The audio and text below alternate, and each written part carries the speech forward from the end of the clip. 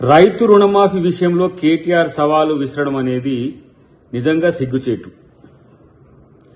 9 సంవత్సరాల కాలంలో లక్షలోపు రుణమాఫీ మీరు చెయ్యలేకపోగా ఉన్న పలంగా ఎన్నికలు వస్తున్నాయని కేంద్ర ప్రభుత్వాన్ని బతికిలాడుకొని ఆర్బీఐతోని మీరు చేసిన రుణమాఫీ లక్షలోపు రుణమాఫీ 100% అయ్యి ఉంటే మేము 2023లో చేసిన రుణమాఫీ 9,000 కోట్ల పైచిలకు లక్షలోపే ఎట్లా ఉంటాయో ఆలోచించాలి కేటీఆర్.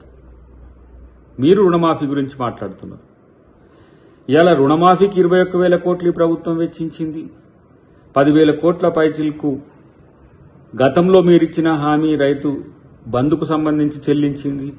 తర్వాత మేము దాదాపు 10,000 కోట్ల పైచిలకు మేము రైతు భరోసాకు చెల్లించాల్సి వచ్చింది. ఒకే ఒక్క ఆర్థిక సంవత్సరంలో 40,000 కోట్ల రూపాయలు ప్రత్యక్షంగా ఈ ప్రభుత్వం చెల్లిస్తే 100% అయిందా, ఎక్కడికి పోదాం ఇక్కడికి పోదాం అక్కడికి పోదాం అనేసి సవాళ్లు విసరడం అంటే సిగ్గనిపిస్తలేదా మీకు?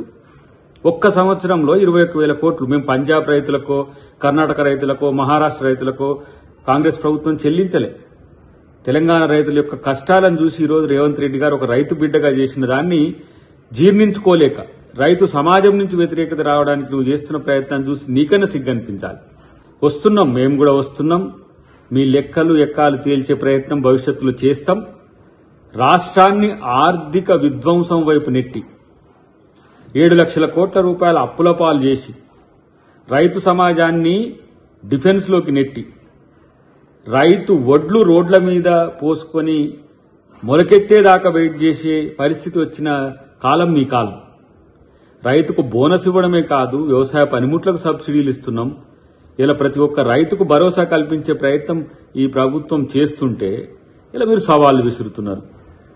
ఇలా సవాళ్లు విసిరే మీరు రండి, బహిరంగ సవాల్కు రండి. రైతు సమాజానికి మీరు 9.5 సంవత్సరాల్లో మీరు చేసింది ఏంది, సంవత్సరం 3 నెలల్లో మేము చేసింది ఏంది అనేది తెలుస్తుంది. కాబట్టి ఇష్టానుసారంగా ఏదో అబద్దాలు చెప్పి సభల్లో ప్రజల్ని మభ్యపెట్టడానికి ఉన్న సమయం టీఆర్పీ పెంచుకోవడానికి చేసే ప్రయత్నాన్ని ఎవరు హర్షించరు. ఇలా నేను అంటున్నా, ఇవాళ వ్యవసాయం చేస్తే ఉరి అన్న మీది ఎట్లున్నది, ఇలా వ్యవసాయం చెయ్యండి అని చెప్పి మేము భరోసాగా ఇచ్చి రైతు గర్జన పేరు మీద వరంగల్లో చేసిన గర్జన, రాహుల్ గాంధీ గారు ఇచ్చిన హామీ 2 లక్షల రుణమాఫీతో పాటు రేపు రైతు సమాజాన్ని ఆదుకునే ప్రభుత్వం కాంగ్రెస్ ప్రభుత్వం. రైతే రాజ్యంగా, ఇలా రైతే రాజుగా చూసే ప్రభుత్వం కాంగ్రెస్ ప్రభుత్వం. కాబట్టి మీరు ఇంకా అప్పుల గురించి రాష్ట్రం గురించి మాట్లాడితే ప్రజలు ఎవరు పట్టించుకోరనే విషయం తెలుసుకుంటే మంచిది.